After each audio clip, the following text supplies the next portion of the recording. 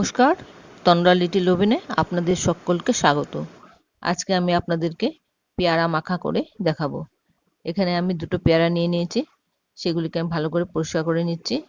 পরিষ্কার করে মুখগুলো কেটে বাদ দিয়ে তারপর টুকরো করে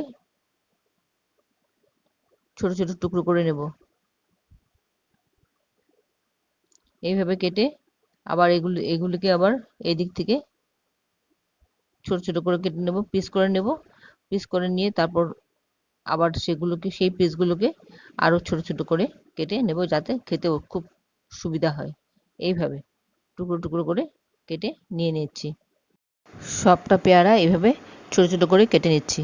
এবার এরপরের মধ্যে দিয়ে দেব কাঁচা লঙ্কা কুচি, ধনেপাতা কুচি, বিট লবণ স্বাদ মতন, সাধারণ লবণ,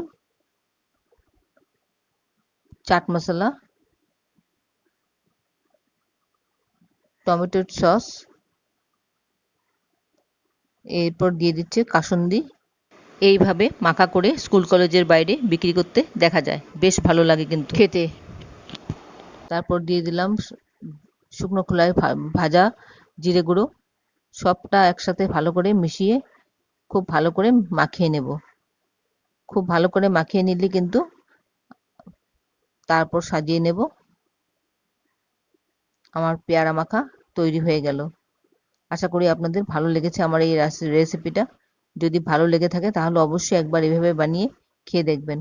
ভালো লাগলে একটা লাইক দেবেন, বন্ধুদের সাথে অনেক অনেক শেয়ার করবেন। আর কিছু জানার থাকলে কমেন্টে জানিয়ে দেবেন, আমি আপনাদের উত্তর দিয়ে দেব। আমি এবার আপনাদেরকে খেয়ে বলছি কেমন হয়েছে। যারা এখনও পর্যন্ত আমার চ্যানেলটাকে সাবস্ক্রাইব করেননি, প্লিজ আমার চ্যানেলটাকে সাবস্ক্রাইব করে নেবেন। আর ফেসবুক থেকে দেখে থাকলে ফলো করে নেবেন।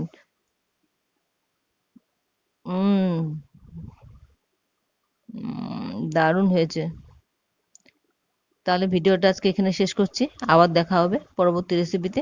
ভালো থাকবেন সবাই। নমস্কার।